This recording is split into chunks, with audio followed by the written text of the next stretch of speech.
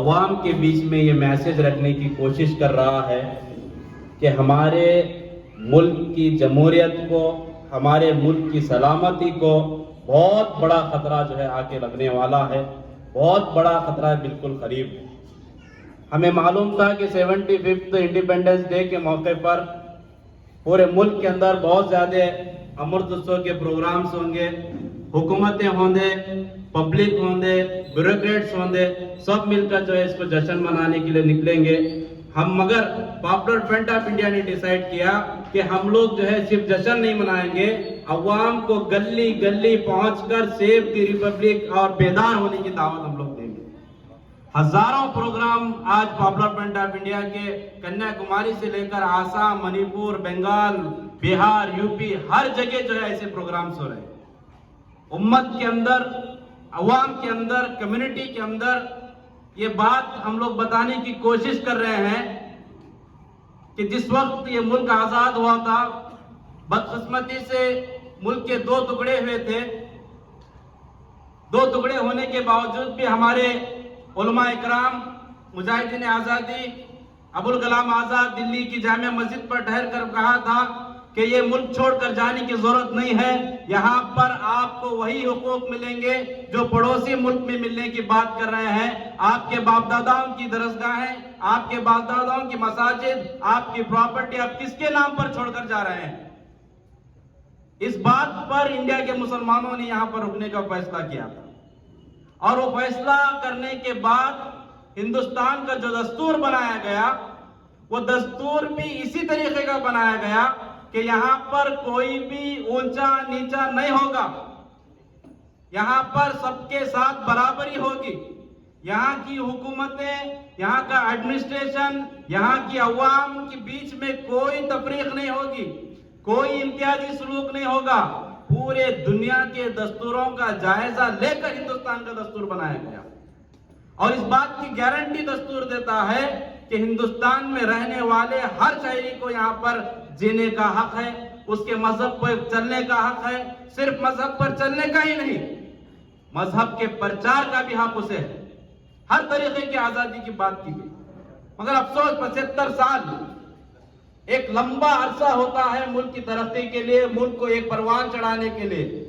हमारे साथ बहुत सारे मुमालिक जो है आजाद हुए थे, वो मुमालिक आज जो है तरक्की की ऊंचाई पर हैं, मगर आज भी हमारा मुल्क उस तरक्की पर नहीं पहुंचा है। पिछले 2014 में जब इलेक्शन हुआ था, जब ये मोदी गवर्नमेंट इख्तिदार में आई थी 8 साल पहले, ये 8 साल एक बहुत बड़ा अरसा होता है किसी भी मुल्क के इंफ्रास्ट्रक्चर को चेंज करने के लिए और मुल्क के अंदर बड़े बड़े तब्दीलियां लाने के लिए।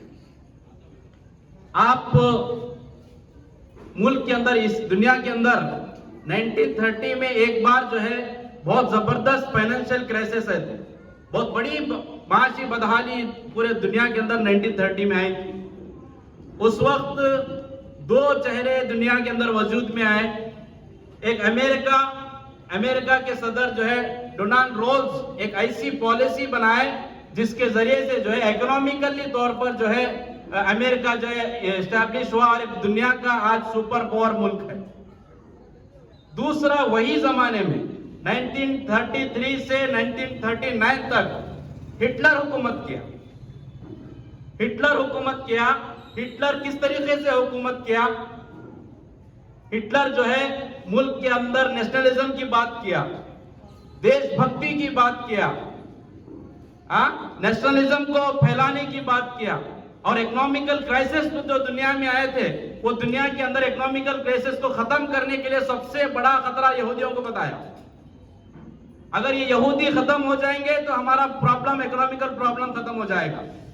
इनका कत्लेआम करना जरूरी है, इनको जो है उन कफीर किरदा तक पहुंचाना जरूरी है। एक जबरदस्त मुहिम यहूदियों के खिलाफ हुई। वो यहूदियों के खिलाफ मुहिम हुई, उसके बाद 70 लाख यहूदियों का कत्लेआम हुआ। 70 लाख यहूदियों का कत्लेआम हुआ। दूसरे जंग अजीम की शुरुआत का जिम्मेदार भी जो हिटलर बना। उसके बाद और 40 लाख लोगों का दुनिया में कत्लेआम हुआ। मतलब आप देख सकते हैं ये जो हमारी हुकूमत काम कर रही है, हमारी हुकूमत का काम करने का जो तर्ज अमल है, ये वही तर्ज अमल है। ये लोग कहीं डेवलप्ड कंट्रीज को जाकर जो है हमारे मुल्क को कंट्री डेवलप करने के लिए नहीं आए हैं। आप देख सकते हैं ये लोग स्पेन का दौरा किए। स्पेन का दौरा क्यों किए? क्योंकि स्पेन में मुसलमानों की 600 साल हुकूमत को जो है किस तरीके से खत्म किया उसका रिसर्च किए ये लोग जर्मनी को गए, हिटलर के ताल्लुक से जो है रिसर्च किए कि किस तरीके से यहूदियों का कत्लेआम हिटलर ने किया था। ये लोग रवांडा गए, रवांडा के अंदर किस तरीके से जेनोसाइड हुआ था, रवांडा का एक एक रेडियो एक एक मीडिया किस तरीके से अवाम के खिलाफ होकर जो है अवाम को कत्लेआम करने की तरफ उभारा था, उसके तरफ ये लोग जाकर रिसर्च किए हैं। ये लोग इजराइल के साथ अच्छे ताल्लुकात रखे हुए हैं। इजराइल की पूरी तारीख गवाह है। इजराइल बुलडोजर चलाने के अंदर नंबर 1, इजराइल छोटे छोटे बच्चों को निशाने बनाने में नंबर 1, इजराइल फलस्तीनियों के घरों को इन्हदाम करने में नंबर 1, मुस्लिमों को गोली चलाने में नंबर 1, हर तरीके में जो है इजराइल को हम लोग देख सकते हैं।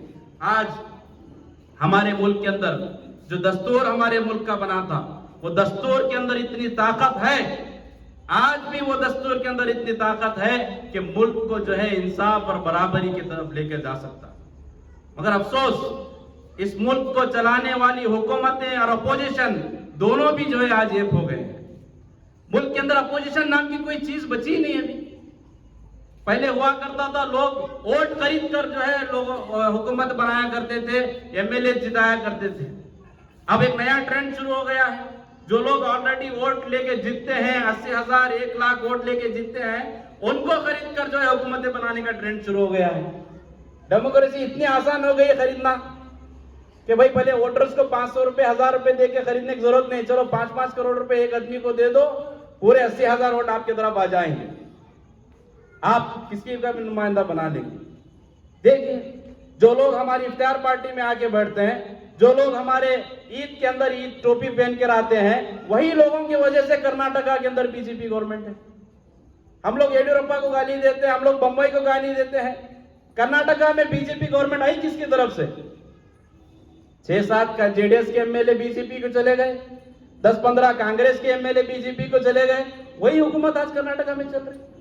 इसी तरीके से आसाम में हुआ, इसी तरीके से मध्य प्रदेश में हुआ, इसी तरीके से मुल्क के 8 रियासतों के अंदर इस तरीके से हुआ कि क्या अपोजिशन नाम की कोई चीज ही नहीं बची। आज तो आपको मैं रिकॉर्ड बात करूंगा कि आज हिंदुस्तान के अंदर, भारत के अंदर ये बात अपोजिशन लीडरों को क्लियर बता दी गई है, आप मुस्लिम वर्ड जुबान पे इस्तेमाल नहीं करना है। आप अपोजिशन में रह सकते हैं, अपोजिशन में रहकर आप मुस्लिम वर्ड इस्तेमाल नहीं करना है। आप अमित शाह के खिलाफ नहीं बोलना है, आप मोदी के खिलाफ नहीं बोलना है, बाकी किसी के खिलाफ आप बात करो, हमारे को उससे कुछ भी लेना देना नहीं है।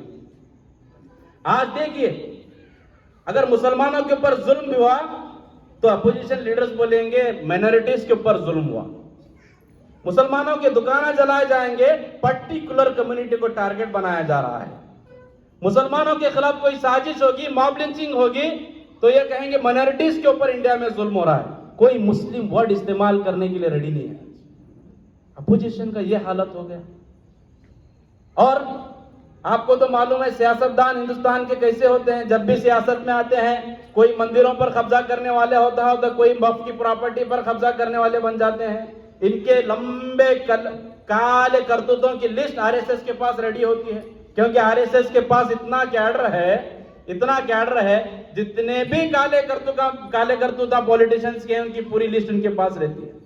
वो पॉलिटिशियंस के पास जाके ऑप्शन रखते हैं, भाई आप जेल जाना पसंद करेंगे क्या आप बीजेपी में आना पसंद करेंगे।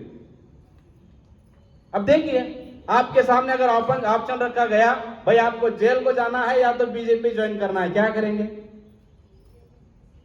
जेल बोले तो ऐसी जगह होकर बैठी हो जहां पर जाने के बाद पूरी जिंदगी खत्म हो जाती, जहां पर जाने के बाद जिंदगी बर्बाद हो जाती, जहां पर जाने के बाद बहुत कुछ हो जाता। लालू यादव को एक छोड़े तो इंडिया के अंदर कोई लीडर भी जेल लाने के लिए रेडी नहीं हुआ। पूरे लोग जो है अपोजिशन के सामने झुक गए, हुकूमत के सामने झुक गए। देखिए, एक मुल्क को चलाने के लिए अपोजिशन का एक जो रोल हुआ करता था, वो रोल आज अपोजिशन नहीं निभा रही। दूसरी तरफ मीडिया का देखिए, मीडिया किस तरीके से तुम्हारे यूपीए गवर्नमेंट के दौरान अन्ना हजारे जब करप्शन के खिलाफ मुहिम छेड़े तो किस तरीके से मीडिया जो है पूरे मुल्क के अंदर जो हुकूमत को बदनाम किया करप्शन के खिलाफ। यहां तक कि अन्ना हजारे जो भूख हड़ताल कर रहा था उसके पेट में गैस भी किधर जा रही थी वो भी बता रहा था मीडिया। तो कितनी तकलीफ से अन्ना हजारे जो है प्रोटेस्ट कर रहे हैं, कितना करप्शन इंडिया के अंदर बढ़ गया है। पूरी मीडिया जो है उसके खिलाफ हो गई, हुकूमत के खिलाफ हो गई, लेकर अपोजिशन को जो है 100-150 सीटों तक लेकर रख दी मीडिया। मगर हुकूमत में आने के बाद, आरएसएस की हुकूमत मुल्क में आने के बाद, संघ परिवार की हुकूमत मुल्क में आने के बाद मीडिया आज तर्जुमान बन गया है।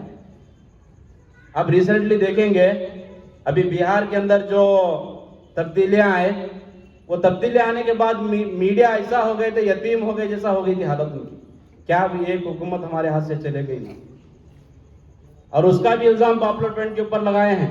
कल के इंडिया टुडे की न्यूज में आया था कि बिहार में नीतीश और तेजस्वी जो मिले हैं उसके पीछे पॉपुलर फ्रंट का हाथ है बोलकर। अब कांग्रेस वाले बीजेपी की हुकूमत गिरा रहे, बीजेपी वाले कांग्रेस की हुकूमत गिरा रहे, मतलब पॉपुलर फ्रंट जो है कांग्रेस हुकूमत ला रही बोले। ये हद तक जो है मीडिया पोलराइजेशन हो गया, इतना खौफ फैलाने की जो है कोशिश हो गई। अब पहले विजारतें जो हुआ करती थी मुल्क की, वो वजीरा चलाते थे, काबीना चलाती थी। अब पूरा काम पीएम ऑफिस से हो रहा। आपको हेल्थ के कोई इशू है, पीएम ऑफिस को आप लेटर लिखो, मसला हल हो जाएगा। आपको कुछ भी प्रॉब्लम है, पीएम ऑफिस से आप कांटेक्ट कर सकते हैं। विजारतों की कोई वैल्यू इंडिया के अंदर नहीं है। टोटल हम देखेंगे, फिर ऑलरेडी साउथ इंडिया को कैप्चर करने का बीजेपी का एक बहुत बड़ा प्लान चल रहा है। रिसेंटली हमें कर्नाटका के डेवलपमेंट्स को देखेंगे। कर्नाटका के अंदर किस तरीके से डेवलपमेंट्स है, हिजाब के ताल्लुक से, हलाल कट के ताल्लुक से, अजान के ताल्लुक से, नमाज के ताल्लुक से बहुत सारे इश्यूज कर्नाटका के अंदर उठाए गए। क्योंकि जहां जहां रीजनल लैंग्वेजेस का पकड़ रहती है जिन रियासतों में, वहां पर बीजेपी बहुत कमजोर रहती है।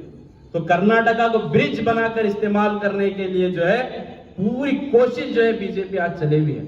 इसके लिए बहुत सारे चीजें और भी आएंगे। कर्नाटका का मीडिया तो, कन्नड़ा मीडिया तो पूरी तरीके से जो है बीजेपी का एक मीडिया बनकर बैठा हुआ है। तो बहुत सारे चीजें इंडिया के अंदर देखिए, बहुत सारे बहुत बड़े बड़े बातें करके मोदी गवर्नमेंट इख्तिदार के अंदर आई थी। किस तरीके से आए थे उन्होंने? अच्छे दिन हम लाएंगे, 15 लाख रुपए अकाउंट में डालेंगे, करोड़ों लोगों को जॉब देंगे, चीन को जवाब देंगे, पाकिस्तान को पाकिस्तान की लैंग्वेज में जवाब देंगे। ये पूरे बड़े दावे थे। आज एक सिंगल दावे में भी जो बीजेपी गवर्नमेंट जो है पास नहीं। चीन आए दिन हजारों किलोमीटर अंदर आते जा रहा। मुल्क के अंदर महंगाई इस तरीके से बढ़ गई है, अब ये हाल हो गया है। मीडिया उसको महंगाई को भी किस तरीके से पेश कर रहा है बोले तो पाकिस्तान से अच्छा है। पाकिस्तान में इससे ज्यादा महंगा है पेट्रोल, डॉलर। कल परसों एक मीडिया के अंदर मैं देखा, वो डॉलर की कीमत गिर रही, इंडिया का रुपए गिर रहा, तो जो है उसके क्या फायदे हैं बोल के मीडिया वाले बता रहे हैं। ये हालत इंडिया के अंदर जो है आज चल रही है। तो बहुत सारे मसाइल में आज घिरे हुआ है। और सबसे बड़ी बात, उम्मत मुसलमा को जो चैलेंज है, उम्मत मुसलमा का 1925 में जो तंजीम आरएसएस वजूद में आई थी, ये तंजीम का सिंगल एजेंडा था। इस सिंगल एजेंडे के ऊपर उन्होंने आए थे, मुसलमानों की बर्बादी का फैसला लेंगे। आज जो सावरकर की बात ये लोग कर रहे हैं, सावरकर को बहुत सारे मीडिया में फ्रीडम फाइटर बोल के बना रहे हैं, जो अंग्रेजों से माफी मांगकर जो जेल से बाहर आया था, उसकी किताब बेंच ऑफ थॉट के अंदर लिखे हुआ है, मुसलमानों को इंडिया में अगर रहना है या तो मुसलमानों को इंडिया छोड़कर भागना पड़ेगा, अगर नहीं तो इंडिया के मुसलमान जो है सेकेंडरी शहरी बनकर रहना पड़ेगा, जय श्री राम बोलकर आप रहना पड़ेगा। अगर वो भी नहीं कर सकते आप बोले तो आपको लड़ने के लिए रेडी होना पड़ेगा। बहुत सिचुएशन खराब है, इतनी सिचुएशन खराब है कि जेनोसाइड वॉच बोल के एक ऑर्गेनाइजेशन है वर्ल्ड लेवल की, वो जेनोसाइड वॉच ऑर्गेनाइजेशन बोलती है कि इंडिया की जो आज की सिचुएशन है, ये सिचुएशन के अंदर 10 पॉइंट जेनोसाइड के लिए होते हैं। किसी भी मुल्क के अंदर जेनोसाइड होना रहा है तो 10 पॉइंट होते हैं, उसके अंदर 8 पॉइंट इंडिया के अंदर ऑलरेडी कंप्लीट हो गए। किसी भी वक्त इंडिया के अंदर जेनोसाइड हो सकता है, कत्लेआम हो सकता है। और देखिए तारीख में जितने भी जेनोसाइड हुए हैं, वो मुल्क की तादाद या तो 5 करोड़, 6 करोड़, 10 करोड़ तादाद हुआ करती थी। मगर इंडिया की जो तादाद है, इंडिया के अंदर 140 करोड़ लोग रहते हैं। तकरीबन 50 करोड़ से ज्यादा लोगों के अंदर नफरत भरी गई है। 50 करोड़ से ज्यादा लोगों के अंदर हमारे ताल्लुक से गलत मैसेज भरा गया है और उनको रेडी किया जा रहा है कि मुसलमानों के खतरेआम के वास्ते रेडी हो जाओ। ये बड़े बड़े फंक्शन हॉल हैं, बड़े बड़े मुसलमानों के दवाखाने हैं, बड़े बड़े मुसलमानों के स्कूल हैं, बहुत बड़े बड़े बिजनेस हैं। आरएसएस के अंदर चर्चा है मुसलमानों के मारने के बाद ये फंक्शन हॉल हमारा, मुसलमानों को मारने के बाद ये बिल्डिंग हमारी, मुसलमानों को मारने के बाद ये मदरसा हमारा, मुसलमानों को मारने के बाद इनकी मस्जिद हमारे कब्जे में रहेंगी। ये चर्चा उनके अंदर है। और हमारे अंदर बेदारी, हमारी मिली बेदारी, हमारा जिम्मेदारी, हम किस हद तक जमीन पर उतरे हुए हैं, किस हद तक हालात को पेश कर रहे हैं। अल्लाह के नबी करीम सल्लल्लाहु अलैहि वसल्लम के ताल्लुक से हमारी जिंदगी में क्या तस्वर है, किस तरीके से अल्लाह के नबी करीम सल्लल्लाहु अलैहि वसल्लम की जिंदगी को हम नमूने में लिए हैं। अल्लाह ताला बोलते हैं लक़द काना लकुम रसूलुल्लाहि उस्वतुन हसना, अल्लाह के नबी करीम सल्लल्लाहु अलैहि वसल्लम तुम्हारे लिए बेहतरीन नमूना है। किस बारे में नमूना है? नमाज पढ़ने में नमूना है, रोजा रखने में नमूना है, ज़कात देने में नमूना है, रमजान के रोजे रखने में नमूना है। याद रखिए, जिस जमीन पर अल्लाह के नबी करीम सल्लल्लाहु अलैहि वसल्लम की पैदाइश हुई थी, जिस जमीन पर अल्लाह के नबी करीम सल्लल्लाहु अलैहि वसल्लम की विलादत हुई थी, वो जमीन दुनिया की सबसे बुराइयों का अड्डा था। मक्का बुराइयों का अड्डा था। जिनाखोरी, शराबखोरी, सूदखोरी, लड़कियों को जिंदा गाड़ना, हर चीज में जो है नंबर 1 था। खुद अल्लाह के नबी करीम सल्लल्लाहु अलैहि वसल्लम मदीने के दौर में जो है दौर जाहिलियत बोल के याद करते थे, उसे जाहिलों का दौर बोल के याद करते थे। 23 साल के अंदर अल्लाह के नबी करीम सल्लल्लाहु अलैहि वसल्लम ऐसा एक माहौल बने, वहां पर ऐसा एक माहौल अल्लाह के नबी करीम सल्लल्लाहु अलैहि वसल्लम बनाए, कोई बुराई वहां पर नहीं बची। जिनाखोरी खत्म हो गई, शराबखोरी खत्म हो गई, सूदखोरी खत्म हो गई, हर तरीके की बीमारी वहां पर भी, बुराई वहां से खत्म हो गई। वही सा एक माशरा अल्लाह के नबी करीम सल्लल्लाहु अलैहि वसल्लम हमारे को मॉडल के तौर पर देकर गए। आज दुनिया में कितने भी बुराइयां हो रही, कितना भी जुल्म हो रहा, हमारे अंदर एक तड़प भी नहीं है। अल्लाह के नबी करीम सल्लल्लाहु अलैहि वसल्लम बोले, जब माशरे में कोई बुरी चीज देखो तो अपने हाथ से रोको। बुराई बर्दाश्त करना तुम्हारा तकवा नहीं है। एक मुसलमान, एक मोमिन बुराई को बर्दाश्त देखते हुए बर्दाश्त नहीं कर सकता। हाथ से रोकने की कोशिश करो। हाथ से नहीं रोक सकते, जुबान से रोको, आवाज बुलंद करो उसके खिलाफ आवाज बुलंद करो, उसकी बुराई का प्रचार करो, उन्हें बुरा है बोलकर समाज में बताओ, उसके खिलाफ लोगों को रेडी करो। उतना भी नहीं कर सकते। दिल में बुरा जानो, ये ईमान का आखिरी दर्जा है। हमारे दिल, हमारे जुबान, हमें अगर हमारा एहतिसाब करेंगे, कितने मामलात में हम जाकर बुराई को अपने हाथ से रोकने की कोशिश करते हैं, कितने मामलात में हम लोग जाकर आवाज बुलंद करने की कोशिश करते हैं। आज हमारा एहतिसाब हम लोग करना है।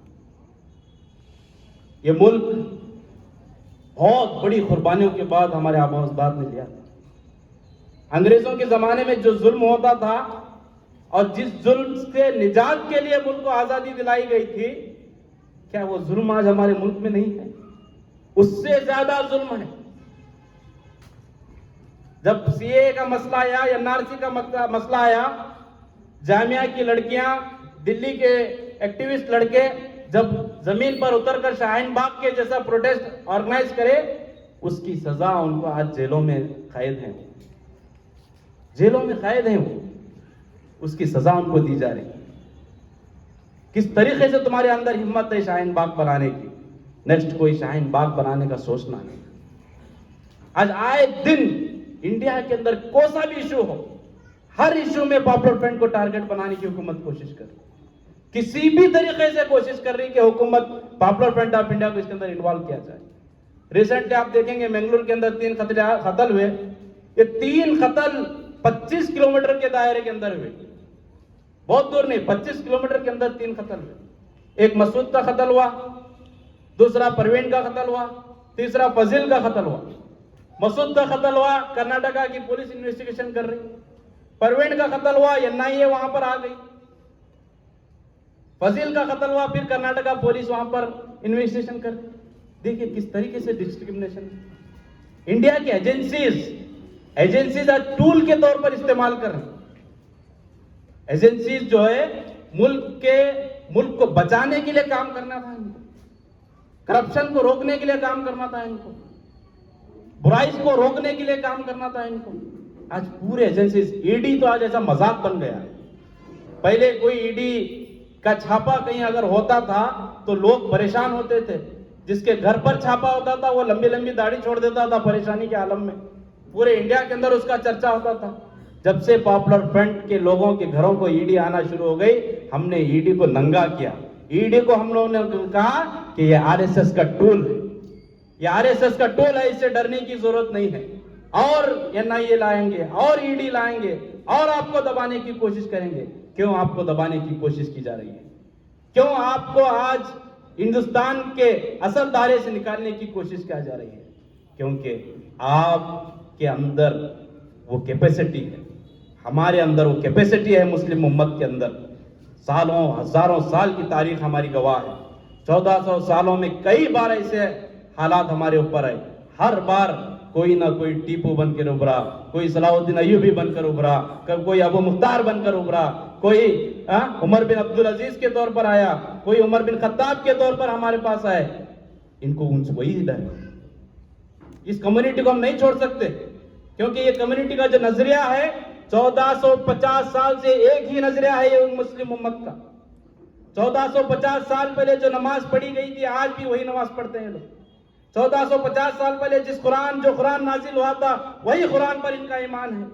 1450 साल पहले जो अल्लाह के नबी करीम सल्लल्लाहु अलैहि वसल्लम की तालीमात थे वही तालीमात को ये लोग अपनाते हैं। दुनिया के अंदर कितना भी डेवलपमेंट आए, दुनिया की कितना भी तरक्की दुनिया करे, ये किसी डेवलपमेंट को अपने मजहब के इंटरफेयर करने नहीं देते। एयर कंडीशन मस्जिद बनाएंगे ये लोग, मगर नमाज वैसा ही पढ़ेंगे ये लोग। अपने कल्चर को ये चेंज नहीं करते। और इनका सबसे बड़ा कल्चर क्या है? ये नाइंसाफी को बर्दाश्त नहीं करना इनके नबी सिखा के गए हैं। इनको जुल्म को बर्दाश्त नहीं करना इनके नबी सिखा कर गए हैं। इनको नाप तोल की कमी को बर्दाश्त नहीं करना ये इनके नबी इनको सिखा कर गए हैं। सूदखोरी को जमीन से मिटाना इनके नबी सिखा कर गए हैं। शराबखोरी को जमीन से मिटाना इनके नबी सिखा कर गए हैं। अगर इन मुसलमानों को आजाद छोड़ा गया, अगर इन मुसलमानों को आजादी के साथ जीने का मौका दिया गया, तो ये जरूर ये लोग फिर वही कानून लाएंगे। कोई करोड़पति का कुछ नहीं चलेगा, कोई सरमादार का कुछ नहीं चलेगा। यहाँ पर इंसानों की हुकूमत होगी, इंसानों की बराबरी होगी, इंसानों के साथ इंसाफ होगा। इसीलिए आपको रोकने की कोशिश की जा रही है, इसीलिए आपको दबाने की कोशिश की जा रही है। आज बड़ी तादाद में माएं यहाँ पर आई हैं। मैं इनसे यही कहना चाहूंगा, शेर दिल बच्चे आप पैदा कीजिए, बच्चों के अंदर हौसला पैदा कीजिए, बच्चों के अंदर हिम्मत पैदा कीजिए। क्योंकि माओ की जो तरबियत है, माओ का जो निडरपन है, जितने भी फसादात इंडिया के अंदर हुए हैं, जितने भी फसादात के अंदर हमारी माँ बहनों की इज्जतें लूटी गई हैं, नौजवानों का कत्ल हुआ है, कारोबार को जलाया गया है, वो वजह सिर्फ एक ही थी कि हम लोग जो डिफेंस में उनके खिलाफ नहीं थे। 2017 में मुजफ्फरनगर से 50,000 लोग एक रात को उठकर भागते हैं। 50,000 लोग घर छोड़कर भागते हैं। अगर वो 50,000 लोगों में 500 लोग, 1000 लोग पलट कर ठहरते, आइए हम अपने घर नहीं छोड़ के जाएंगे, यहां पर हम जिएंगे तो इज्जत से जिएंगे। अगर भाग के हम लोग नहीं जाएंगे बोलकर 1000 लोग पलट के ठहरते, कितने शहीद होते उसके अंदर, कितने जेल को जाते उसके अंदर, क्या होता? ये एटीट्यूड हमारा होना है। ये मुल्क में हम किराएदार नहीं हैं, हम मकानदार हैं। हमारे मुल्क का कोना कोना इस बात की गवाही देता है। आप चार मीनार देख लो, आप कुतुब मीनार देख लो, आप गोल गुंबद देख लो, आप जामिया मस्जिदें देख लो, आप मुल्क के अलग अलग कोनों में, ये पूरे हमारे मुल्क को तामीर करने के लिए हमारे आबा अजदाद ने किए हैं। फिर एक बार हमें वो सबक को याद करना है। ये मुल्क के अंदर जितने भी लोग हैं, सिर्फ मजलूम मुसलमान नहीं है, याद रखो। दलितों के ऊपर यहाँ पर जुल्म है, आदिवासियों के ऊपर यहाँ पर जुल्म है, गरीब दिन ब दिन गरीब होते जा रहा है। कॉरपोरेट तहजीब लाने की वजह से 2-4 खानदान दिन ब दिन अमीर होते जा रहे हैं, पूरा मुल्क तबाही की तरफ जा रहा है। इन सबको बचाने की जिम्मेदारी हमारी है। पॉपुलर फ्रंट ऑफ इंडिया पूरे हिंदुस्तान के गली गली में जाकर लोगों को ठुड्डी पकड़कर ये बात समझाने की कोशिश कर रहा है कि हम अगर आप तैयार नहीं हुए तो आने वाले दिन बहुत खतरनाक दिन होने वाले हैं। 50 करोड़ लोगों को तुम्हारे खिलाफ कत्ले आम के खिलाफ रेडी किया जा रहा है। तुम्हारे खिलाफ दी कश्मीर फाइल्स के तौर पर जो फिल्में बनाई जा रही हैं, तुम्हारे खिलाफ एक जबरदस्त प्रोपेगेंडा रेडी किया जा रहा है। उस प्रोपेगेंडे को रोकने के लिए हमें जद्दोजहद की जरूरत है। उसके लिए जेल जाना है, जेल जाएंगे। उसके लिए मार खाना है, मार खाएंगे। हमारा ईमान है अल्लाह की मर्जी के बगैर दुनिया में कोई चीज नहीं होती। बार बार इमामों के खुतबों में हम लोग सुनते हैं, बयानों में हम लोग सुनते हैं, पत्ता अल्लाह की मर्जी के बगैर नहीं हलता। बोल सुने नहीं सुने सब लोग हमेशा सुनते हैं, पत्ता अल्लाह की मर्जी के बगैर नहीं हलता। क्या जुल्म अल्लाह की मर्जी के बगैर होगा? क्या आजमाइशें अल्लाह की मर्जी के बगैर आएंगी? क्या जेल अल्लाह की मर्जी के बगैर आएगा? नहीं।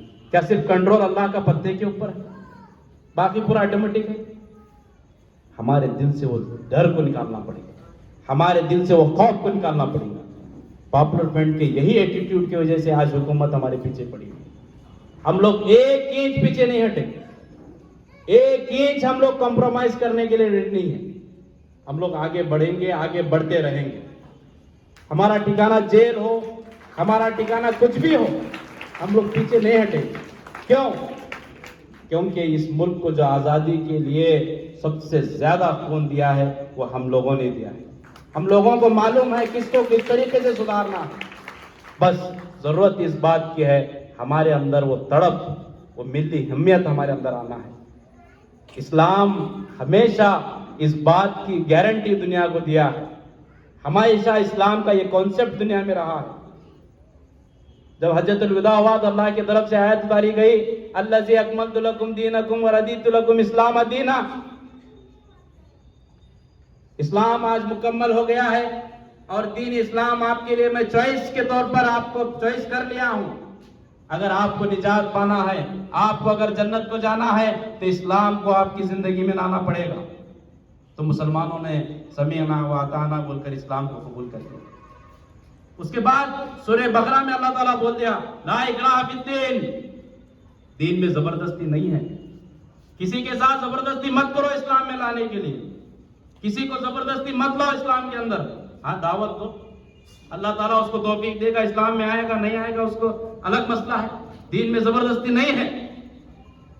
उसके बाद अल्लाह ताला सूरह काफिरून में कहा, लकुम दीनकुम वलिया दीन, तुम्हारे लिए तुम्हारा दीन, हमारे लिए हमारा दीन। No choice. तुम जिसको चाहते हैं उसकी प्रैक्टिस करो, जिसको चाहते हैं उसको पूछो। इस्लाम कभी भी जो है किसी भी मजहब के अंदर इंटरफेयर करने का नहीं सिखाया। हाँ जरूर, इस्लाम जुल्म के खिलाफ हमेशा तैयार रहा है। इस्लाम जुल्म को हमेशा कभी बर्दाश्त नहीं किया है। बनु कुरैज़ा में एक मुस्लिम औरत की इज्जत, जब एक ओढ़नी मुस्लिम इज्जत औरत के जिस्म पर से हटी, थोड़ा औरत बरहना हो गई, तो एक मुस्लिम नौजवान जाकर वो यहूदी का कत्ल करता है। यहूदी का कत्ल करने के बाद पूरे यहूदी मिलकर उस मुस्लिम नौजवान का कत्ल करते हैं। जो ही अल्लाह के नबी करीम सल्लल्लाहु अलैहि वसल्लम को ये तल्ला पहुंचती है, अल्लाह के नबी करीम सल्लल्लाहु अलैहि वसल्लम सहाबा को बोलते हैं, जल्दी चलो, असर की नमाज हमारे को बनु कुरैज़ा में पढ़ना है, फौरन चलो, बनु कुरैज़ा को जाना है हमारे को। एक मुस्लिम नौजवान के कत्ल और एक मुस्लिम औरत की इज्जत का अल्लाह के नबी करीम सल्लल्लाहु अलैहि वसल्लम ने बनु कुरैज़ा को जो सजा दिया, पूरे कबीले को दरबदर कर दिया। अल्लाह निकल जाओ यहाँ से, हमारा एग्रीमेंट तुम्हारा एग्रीमेंट कट हो गया, हमारी इज्जत सबसे ऊंची है। हम यहाँ पर तुम्हारे को भी जीने का मौका दिए थे, मगर तुमने वादा तोड़ा है। अल्लाह के नबी करीम सल्लल्लाहु अलैहि वसल्लम पूरे कबीले को दरबदर कर दिया। हमारे अंदर वो हिम्मत, वो गैरत हमारे अंदर पैदा होने की जरूरत है। जरूर इस मुल्क को हम बचाएंगे। हमारा जो दुश्मन है, दिल में हमारे डर नहीं होना चाहिए, हमारा खौफ नहीं होना चाहिए दिल के अंदर, क्योंकि दुश्मन बहुत कमजोर है, उसका नजरिया बहुत कमजोर है। अब देख सकते हैं आरएसएस की आइडियोलॉजी कितनी कमजोर है, संघ परिवार की आइडियोलॉजी कितनी कमजोर है। ये 1925 से मुसलसिल अपनी आइडियोलॉजी की प्रचार कर रहे हैं, फिर भी इनकी आइडियोलॉजी इतनी कमजोर है, ये लोग ईडी को इस्तेमाल करते हैं, ये लोग एनआईए को इस्तेमाल करते हैं, ये लोग सीबीआई को इस्तेमाल करते हैं, ये लोग पैसे को इस्तेमाल करते हैं। इनकी नजरिया, इनकी आइडियोलॉजी टेम्पररी आइडियोलॉजी है। आपकी आइडियोलॉजी परमानेंट आइडियोलॉजी है। आप दुनिया के सामने बताएं इंसाफ क्या है, आप दुनिया के सामने बताएं बराबरी क्या है, आप दुनिया के सामने बताएं तहफ़्फ़ुज़ क्या है, तो दुनिया आपके लिए इंतजार में खड़ी है। और दुश्मन बहुत कमजोर है, दुश्मन मौत से बहुत डरता है। एक वक्त अल्लाह के नबी करीम सल्लल्लाहु अलैहि वसल्लम के पास एक सहाबी आए, सहाबी ने अल्लाह के नबी करीम सल्लल्लाहु अलैहि वसल्लम कहा, ऐ अल्लाह के नबी, मेरे घर में कोई चोर आए तो मैं क्या करूं? तो अल्लाह के नबी करीम सल्लल्लाहु अलैहि वसल्लम ने कहा, चोर को रोको, तुम्हारा कमाया हुआ माल है, चोर को रोको। नहीं, अल्लाह के नबी करीम सल्लल्लाहु अलैहि वसल्लम, चोर मेरे ऊपर अटैक करा तो मैं क्या करूं? अल्लाह के नबी करीम सल्लल्लाहु अलैहि वसल्लम, तुम भी मारो उसे, रोको उसे। नहीं, अल्लाह के नबी करीम सल्लल्लाहु अलैहि वसल्लम, खुदा ना खास्ता मैं मर गया या वो मर गया तो? अल्लाह के नबी करीम सल्लल्लाहु अलैहि वसल्लम बोले, वो मर गया तो चोर है, जहन्नमी है, तुम मर गए तो तुम शहीद हो, डायरेक्ट जन्नत को जा रहे तुम। शहादत की मौत शॉर्टकट जन्नत को जाने का रास्ता। कभी भी सफर करने के टाइम पे शॉर्टकट रास्ता ढूंढता है इंसान। घर की हिफाजत के लिए अपनी जान देना जो है शहादत की मौत है। तो मुल्क की हिफाजत, मुल्क के मुसलमानों की हिफाजत के लिए अगर हम जद्दोजहद करेंगे तो जरूर फिर एक बार जो है इस मुल्क के अंदर इंसाफ कायम होगा। वाक़िर दावाना अल्हम्दुलिल्लाहि रब्बिल आलमीन।